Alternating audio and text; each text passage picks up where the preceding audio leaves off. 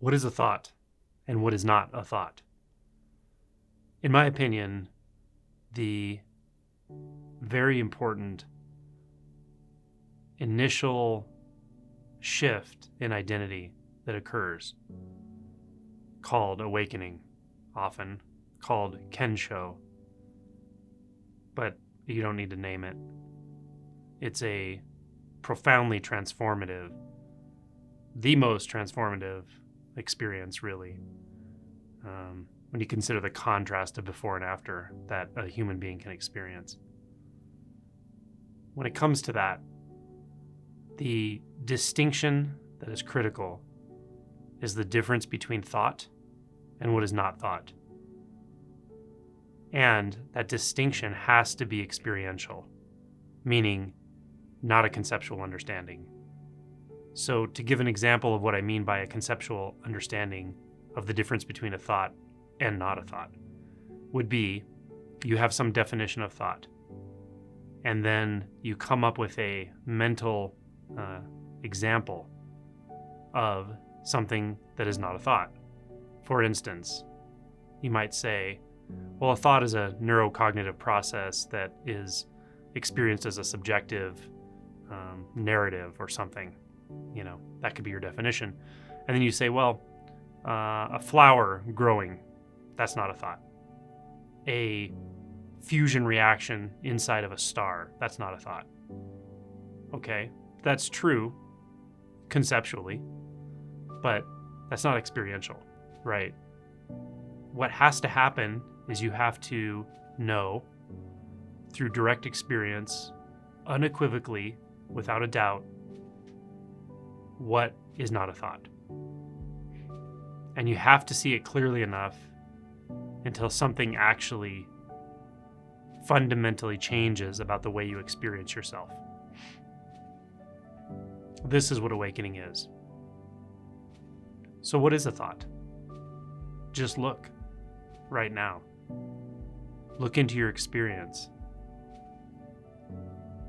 What's the next thought? What's the current thought?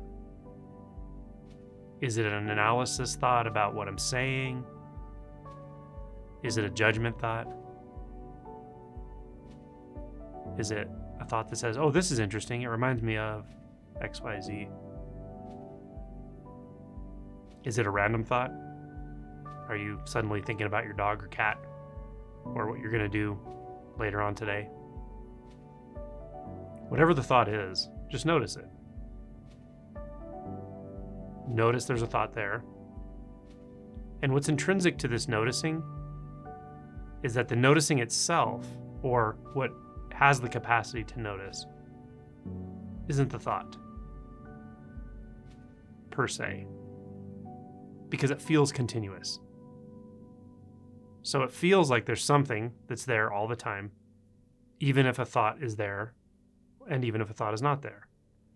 Regardless of the content of thoughts, regardless of the narrative of thoughts, there's a certain kind of conscious substance that makes thoughts possible at all, that makes it possible for you to turn your attention inward, that makes it possible to reflect on anything I'm saying. So when you notice that, when you start to notice that, you can simultaneously remain there experientially, or with your interest and attention and your alertness, and continue to notice any thought that might be arising. So that's kind of the first step. If you're completely identified with thought, just thinking, analyzing, then everything I'm saying will just become conceptual. But if you actually get curious and step back and notice what a thought is, notice that it's an experience that seems to hold certain kinds of content, but only if that which experiences the thought believes it. That's called identifying with thought. If that sense of who or what you are is tied to the thought, bound by it, reacting to it, that's mind identification. But if that sense of who and what you are is unbound from the thought, doesn't mean it's separate from it. It's not some floating, mysterious substance called awareness or consciousness. It's simply aware. It simply is conscious. Forget what it is. Forget calling it anything or labeling it. That's not important. But notice, there is something conscious. There is an experience of conscious. And the more you notice this, and the reason I keep pointing back to it, is that the more you notice it, the more it sort of stands on its own. It becomes the primary experience rather than the next thought, the next thought, the next thought. So once you start to taste this, you're in a good place. The rest of this is a matter of process, a matter of effort and alertness and a willingness to go through the process. So then, become very alert to any thought that forms, whatever it is. Could be an image of something, could be a label for something in your experience, could be a narrative about, oh, I know how this goes. This always goes the same way for me, right? Those are all thoughts. And as you notice those thoughts, you will automatically notice what's not a thought. But you don't have to think about that. This is another important point. You don't have to think about what's not a thought, obviously. Just let it show itself. Let it clarify itself in experience, and it will. Just remain alert. Notice any thought stirring, any thought arising. Maybe in your own voice, an internal narrative. Maybe sort of cognitive and vague, like it doesn't quite seem like a voice. Often, the more you're identified with thought, the less it sounds like a voice. As you disidentify, it starts to be like, oh, there's a narrative going, oh yeah, I think this, I think that, I'm interested in this, I'm not interested in that, this guy's nuts, I like this, I don't like that, here's what I'm doing later. So the more you disidentify, the more it starts to actually be noticed to be extra, unnecessary experience, cognitive. That's good. It's good when you notice a thought as a thought. So just remain alert. You might start noticing this sort of unnameable presence just gets clearer and clearer. More primary, more simple. There's nothing to do. There's nowhere to look, nowhere to go.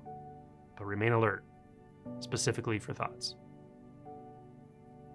They will show themselves because they're in your experience. They're not somewhere else, right? By definition. So just watch. And as soon as you notice a thought as a thought, then that's it. Disregard it. You don't really have to discard it or push it away. You just notice that's a thought. Okay, what else is here? What else is happening?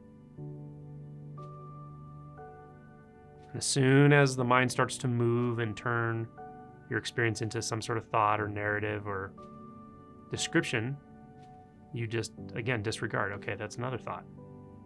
What else is here? And what is not a thought will reveal itself. But again, the catch is don't think about what's not a thought. Don't analyze what's not a thought. That will bind you back into thought immediately. Rather, if an analysis starts, notice that's not what you are. That's just something that's happening right here. So analysis thoughts, judgment thoughts, wondering thoughts, wandering thoughts, image thoughts, visual images, all of it. Just disregard. What else is here? And then remain 100% alert to your immediate experience. That's really it.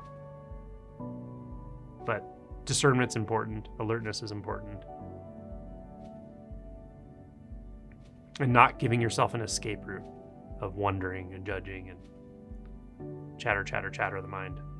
Don't give yourself that escape route. Because all you're doing is escaping from reality. Escaping back into the hypnosis of our own minds, our own thoughts. Don't be a willing participant in that. So that's how you distinguish a thought from what is not a thought.